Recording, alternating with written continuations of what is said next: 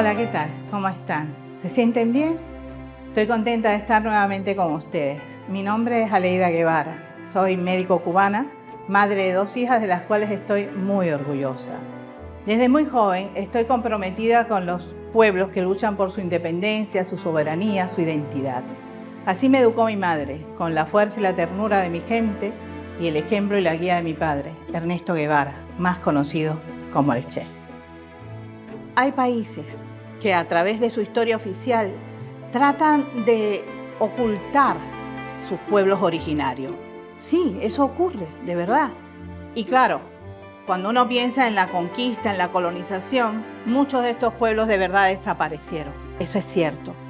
Pero también es verdad que muchos de ellos hoy todavía resisten y luchan por su soberanía, por ser escuchados, por ser tenidos en cuenta. Algunos estados saben de las cosas que están ocurriendo, porque son estos pueblos desplazados de sus tierras originales, no solamente por las guerras, no, también por cuestiones económicas, porque esas tierras son ricas, esas tierras tienen riqueza que a las grandes transnacionales les interesa, y por tanto son desplazados, no son tenidos en cuenta, son maltratados. Algunos estados sí, son conscientes de esto, es real, pero simplemente se limpian las manos y las transnacionales se frotan las suyas.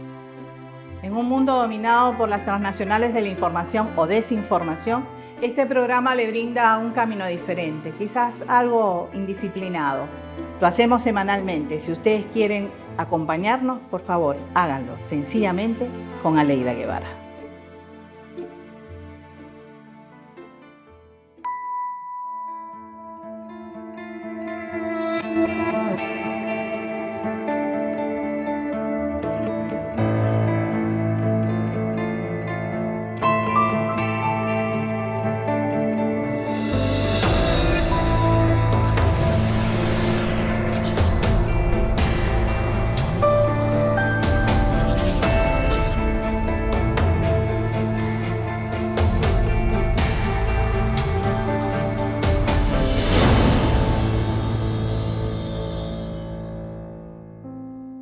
Argentina es un lugar muy especial. Durante mucho tiempo ni siquiera se veían sus poblaciones autóctonas. Fueron desplazadas hacia lugares que los mismos argentinos, por lo menos los de clase media, no iban a esos lugares, ¿no? Mi papá nació así, con una clase más o menos media, y no tenía ese contacto directo. Pero hace un primer viaje por su propio país en una bicicleta con un motorcito. Y ahí comienza a tener un conocimiento más o menos de la población real de Argentina. Pero no es hasta que hace su primer viaje por América Latina que, por suerte, él escribía siempre todas las cosas más importantes y el Centro de Estudios Che Guevara logra hacer el primer libro que hace es realmente con esas notas de viaje. Es un libro especial, de verdad, porque está escrito por un hombre muy joven, un hombre de 23, 24 años y de verdad es muy fresco, con una prosa muy fácil. Y de aquí yo saqué algunas de las cosas que les voy a comentar. En ese primer viaje que él cruza allá los Andes hacia Chile, se encuentra con los mapuches chilenos. Y es interesante, porque su país está con una gran influencia de Europa. Él no tiene ese contacto directo con población autóctona, y los mapuches argentinos logran hablar en mapuche, pero ya no lo escriben. Han perdido parte de su cultura. Sin embargo, en Chile no. En Chile está presente, con fuerza. Ya le llama mucho la atención esto. Es decir, cómo Chile mantiene sus raíces culturales mucho más fuertes que Argentina. Allí sigue su camino para Perú y se encuentra entonces con la población aymara. Esta población fue siempre muy guerrera, muy valiente. Nunca se dejó dominar completamente por los incas. Pero cuando él llega a estos pueblitos, que son, él describe muy pintorescos, muy bonitos, pero muy rudimentarios, son pueblos de aquella época. Y entonces él nota que la mirada de los aymara ya no es igual, ya no tiene esa fuerza. Él describe una mirada como vencida y que algunas personas, a él le da la impresión de que viven por inercia, porque tienen que seguir viviendo, pero ya no les llama la atención el mundo exterior. Sigue su camino y ahí descubre algunas cosas. Mi papá siempre está investigando, siempre está aprendiendo algo, ¿no? Y él ve que muchos de estos aymara, cuando van caminando, escupen en el suelo. Pero como ellos casi no hablan español, no hay una comunicación. Él no se entera de por qué pasa esto, hasta que encuentra a un profesor de origen aymara que les cuenta la historia. Resulta que es una tradición para el pueblo aymara escupir, no, poner piedras en el camino, porque eso significa que al poner una piedra estás dejando ahí tus penas en la Pachamama, en la gran tierra, ¿no? Sin embargo, cuando llega la conquista, ¿qué ocurre? Los españoles, que no saben qué son esas construcciones en forma de pirámide, las destruyen y entonces ellos dicen, bueno, no vamos a poner más piedras. ¿Qué hacemos? Como ellos mastican la hoja de coca para la altura, para poder vivir en esa altura, lo que hacen es empiezan a escupir al piso. Y eso es lo que mi papá ve. Pero claro, ahí se iban también las penas. Ya no ponían piedra, simplemente escupían al piso. Pero en estos libros, en estos escritos, uno encuentra esa pasión que tenía el Che por nuestros pueblos, por nuestra historia, por nuestros orígenes. Y de verdad, un respeto extraordinario y una admiración tremenda a esos pueblos que todavía hoy existen.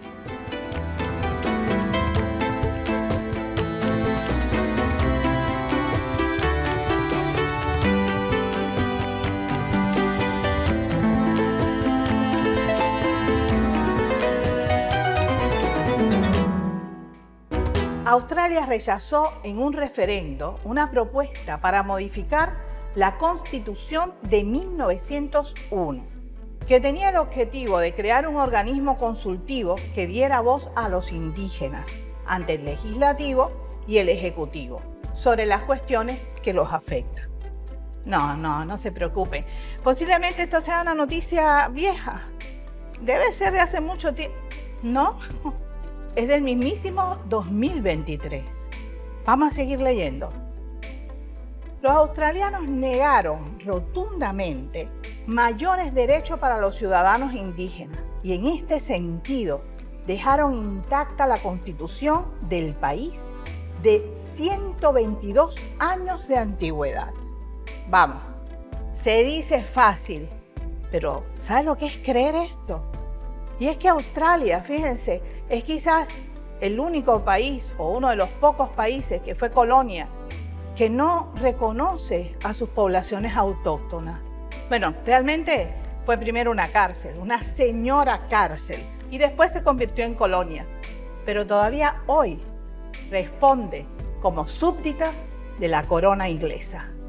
Sin embargo, sigue sin reconocer los derechos de las poblaciones autóctonas de esas tierras. Los aborígenes australianos son los que llenan las cárceles. No hay leyes que los defiendan, que los protejan. Son los que menos salarios perciben y por supuesto mueren jóvenes porque la salud no llega a ellos. Escuchen esto, no fue hasta 1967 que el 91% de los australianos dijeron sí en un referendo para aceptar que se incluyera en un censo de población a la población autóctona de ese país. Es una cosa inaudita, ¿verdad? Pero miren, a mí me pasó algo bien interesante. La primera vez que fui a Australia, fui recibida en Melbourne. Y ahí en un gran teatro, bueno, hablaban la gente, dándome la bienvenida. De pronto se para una mujer que por las facciones sabíamos que era indígena. Se para con un bastón de madera en las manos y dice, no, ninguno de ellos puede darte la bienvenida a esta tierra. Ninguno de ellos son realmente australianos. Yo sí, y lo hago en nombre de mi pueblo. Sonó con el bastón sobre el piso del teatro y me dijo, ahora eres bien recibida.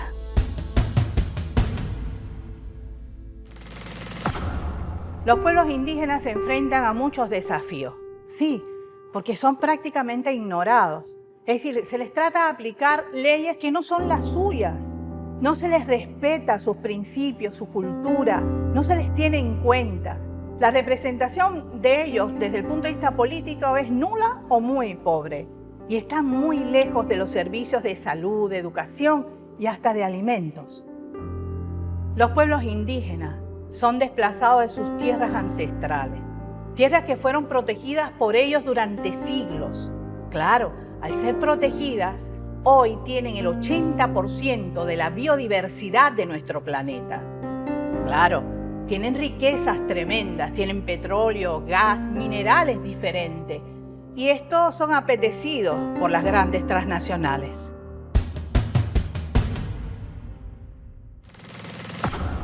Los defensores de los derechos de los pueblos indígenas son perseguidos, son encarcelados y muchas veces asesinados por el único hecho de defender sus orígenes, de defender a su gente, de defender su cultura. Esta historia del despojo comenzó con la colonización, seguro, pero tantos siglos después continúa presente en nuestros pueblos autóctonos.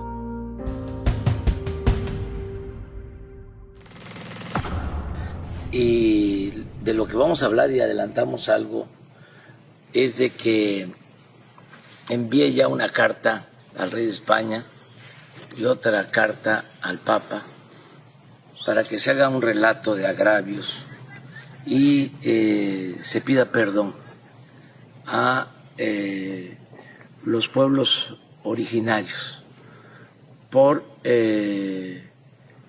las violaciones a lo que ahora se conoce como derechos humanos. Hubieron matanzas, imposiciones, la llamada conquista se hizo con la espada y con la cruz. De ahí mi propuesta de ofrecer disculpas a los pueblos originarios.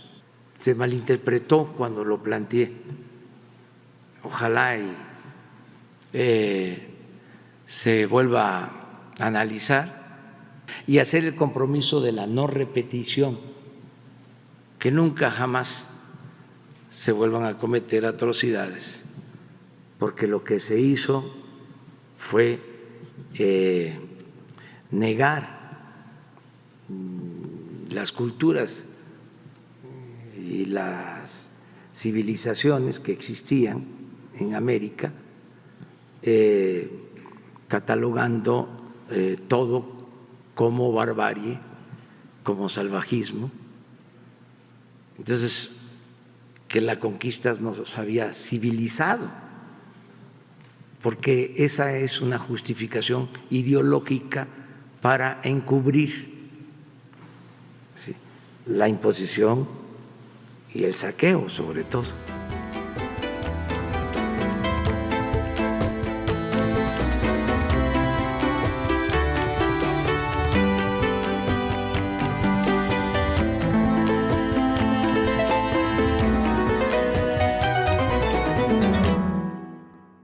Lo dice López Obrador, el expresidente de México, la nación latinoamericana con más cantidad de población indígena. Ellos llegan a ser 27,5 millones de personas, lo que representa el 20% de la población mexicana. ¿Qué pidió? Pidió algo sencillo, pidió algo que además nos merecemos como pueblo. Es que nos pidan disculpas, que nos pidan perdón por toda una colonización desastrosa que acabó con pueblos enteros, pero además que nos ha saqueado durante siglos todas nuestras riquezas. ¿Y qué provocó eso? ¿Qué fue lo que provocó? Una respuesta absurda, una respuesta que habla del racismo que todavía hay en las mentes de esa dirección del Estado español. De verdad es vergonzoso, porque además se burlaron. Señores, nos deben eso y mucho más, porque su riqueza está basada en esa explotación durante siglos de nuestros pueblos. Eso no pueden olvidarlo. Realmente tengo alguna experiencia de vida con estas poblaciones. Mi primer contacto fue cuando tenía 13 años, porque estaba Velasco Alvarado de presidente de Perú y nos invitó y nosotros fuimos. Fuimos, por supuesto, a la selva y fuimos a ver, por ejemplo, a los yaguas, a los jíbaros, que son tribus que mi papá también había visto mucho tiempo antes. Y de verdad me impresionó, ¿saben? Porque a mí siempre me han gustado los niños. Así que empecé a ver, eran niños pequeñitos, como desnutridos, algunos con unas pancitas grandes que uno pensaba enseguida tienen mucho parásito intestinal, seguramente. Y cargué a una de esas niñas. Yo tenía 13 años. Pensé que la niña tenía 4 o 5. ¿Saben qué edad tenía? 11 años. 11 años. Desnutrida, sin crecimiento. Esas fueron las primeras impresiones que tuve con tribus, con poblaciones autóctonas. Años después ya me fui para Nicaragua. Y ahí hice mi último año de la carrera. Y ahí ya empecé con experiencia directa de trabajo con poblaciones autóctonas. Muy difícil para mí. De verdad, en los primeros momentos me sentí mal, porque yo vengo de una cultura diferente, mucho negro en Cuba, ¿verdad? Y entonces en ese sentido son rápidos, las respuestas son directas, te miran a la cara y te dicen sí o no. Los indígenas no hacían eso. Bajaban su cabeza, decían sí, doñita, sí, doñita. Y después hacían lo que querían. Y al inicio no entendía por qué. Claro, cuando tú miras sus historias te das cuenta que son siglos de dominación. Siglos en los cuales ellos han tenido que sobrevivir. Y es una forma también de rebeldía, es una forma de defender su identidad. El sí, doñita, sí, pero después hacen lo que tienen que hacer. He trabajado con las parteras quichuas, he aprendido mucho de ellas. He aprendido de verdad cosas interesantes. Ustedes saben que, por ejemplo, ahí los quichuas tienen una escuelita. En esa escuelita se respeta a los niños. Fíjense, porque normalmente en las escuelas tradicionales, los niños entre 4 y 5 años tienen que aprender a leer ciertas palabras, ciertas letras, a conocerlas. Sin embargo, ellos no. Ellos esperan que el niño tenga el deseo de aprender. Es una cosa muy interesante. No los quiero cansar con historias, pero de verdad tienen tanto que mostrar, tanto que enseñarnos, que es vergonzoso que haya personas que digan que son civilizados y que piensen como esos españoles. Da pena.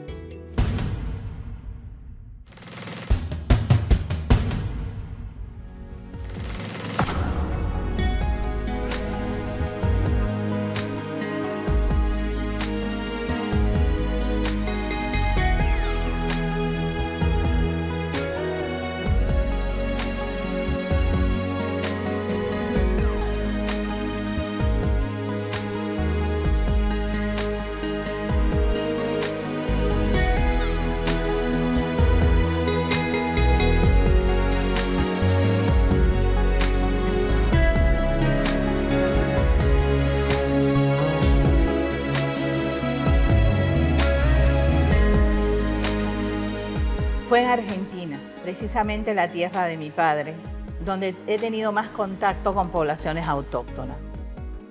Nosotros hacemos brigadas médicas, que se llaman, por supuesto, Doctor Ernesto Che Guevara, y ahí vamos a lugares que ni los argentinos a veces saben que existen. En uno de estos viajes me tocó la parte sur de Argentina con los mapuches. Miren, de verdad fue muy interesante. En ese momento yo creo que estaba Cristina en el poder, si los Kirchner en general. Pero así todo, fíjense, habían unos proyectos que se estaban desarrollando en los cuales se hacían una escuelita con cierto nivel y unas casitas alrededor de la escuela mucho mejor que las chacras donde ellos viven, que son lo que ellos así le llaman a sus tierras, sus pedazos de tierra, chacras. Bueno, pues estando en esas escuelas, los niños, ¿qué pasa? Que la familia emigra con ellos a esos lugares y viven en situaciones un poquito mejor. Cuando termina la primaria, el niño quiere seguir estudiando y los padres ya no quieren regresar a la chacra, quieren buscar nuevos horizontes. ¿Qué hacen? Muchos de ellos emigran hacia las grandes ciudades. Pero el viejito, el abuelo, el padre que ha quedado solo en la chacra, puede morir, ¿verdad? Esa tierra es de ellos mientras existe el viejito, mientras existe el padre. Pero si él muere y ninguno de sus hijos está viviendo con él, no está legalizado. Por tanto, automáticamente la tierra pasa nuevamente al Estado. ¿Y qué hace el Estado? La alquila, la vende al mejor postor. ¿Quiénes son los mejores postores? Las transnacionales. Y eso es lo que hacen. Contaminan la tierra, la envenenan. Y en el momento en que nosotros estábamos allí, estábamos enfrentando situaciones de salud bien difíciles. ¿Por qué? Todos esos minerales van envenenando el agua que ellos consumen. Después he ido más al norte de Argentina, en la selva. Ahí las poblaciones son de origen guaraní. Ustedes no pueden imaginarse a lo mejor la situación en que estas personas viven.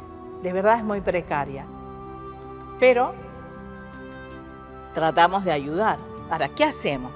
Bueno, le decimos a nuestros jóvenes, por ejemplo, que nos acompañan, que queremos ayudar a estas poblaciones. Pero no es imponiendo nuestra cultura ni la manera nuestra de vivir. No es así, no. Es tratando de que podamos, por ejemplo, acercarle las tomas de agua a donde ellos viven y si ellos quieren y nos los permiten, mejorarle un poco las viviendas, pero según como ellos quieran, no imponiendo otra cultura. Fui a otra tribu también, a otra población, y fue muy simpático, porque solo estaba el cacique y el ayudante personal. Y cuando preguntamos, ¿dónde están los demás? Nos dijeron, visitando a la familia. ¿Quiénes eran la familia? Los que vivían en Brasil. En Brasil, porque para ellos no existen fronteras. Ellos estaban ahí mucho, pero mucho antes de que existieran esas fronteras. Me pasó también un episodio muy interesante cuando fui a visitar en Brasil la hidroeléctrica, quizás una de las más grandes que hay en el mundo. Y está hecha solo por ingenieros brasileros y paraguayos. Eso es interesante. Cuando llegué allí me dijeron, mire doctora, usted que tiene alguna relación con poblaciones autóctonas, nos hace falta que nos ayude. Digo, ¿en qué?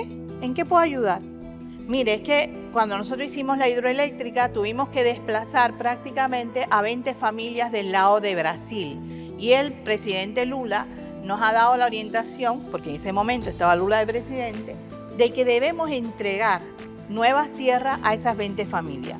Pero ahora ya no son 20, doctora, son 200. Porque las que estaban en Paraguay pasaron para acá. Entonces nosotros necesitamos que usted nos ayude a que ellos comprendan. ¿Comprendan qué? Le digo. No, los que tienen que comprender son ustedes. Ellos son una familia inmensa. Esto es tierra guaraní. Esto no es tierra ni de Brasil ni Paraguay para ellos. Entonces, no, querido, tienen que darle tierra. Es su tierra y ellos la merecen.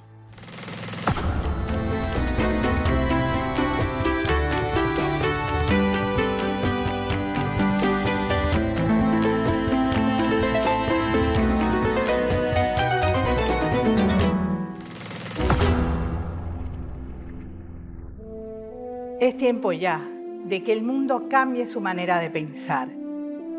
Tiene que cambiar de verdad profundamente esa mente colonialista que está en todas partes del mundo. Tiene que acabar de una vez. Y tenemos que emplear de verdad una palabra pequeñita que casi nadie escucha o practica. Respeto. Respeto a nuestros pueblos autóctonos. Respeto a su cultura, respeto a su dignidad, respeto a su derecho de vida. Estos pueblos tienen mucho que aportar, tienen muchísimas enseñanzas que darnos.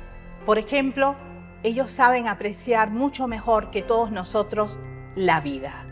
La protegen, la cuidan a través de la Pachamama, la tierra madre, que la protegen con su propia vida. En todos nuestros libros de historia cuentan que nuestra población autóctona desaparece con la colonización. Claro, fueron sometidos a trabajos forzados, fueron asesinados, en fin, es realmente una cosa cierta. Desaparece prácticamente toda esa población. No fue hasta hace poco que comenzamos a hacer un estudio científico desde el punto de vista genético de cómo somos nosotros realmente. Porque déjeme decirle, cuando usted habla del folclore cubano, usted siempre habla de 3 personajes importantes. Los gallegos, que son los españoles, los africanos y los asiáticos. Ese es el folclore nuestro. Con este estudio genético se demostró algo muy interesante. Les digo, el 70,3% dice de un origen europeo, el 20,2% de un origen africano, el 8,1% de origen indígena y 1,3% asiático. Este estudio genético entonces demostró que de alguna manera tenemos información indígena. Todavía en el genoma de hoy, del cubano de hoy, existe esa información y de lo cual estamos muy orgullosos.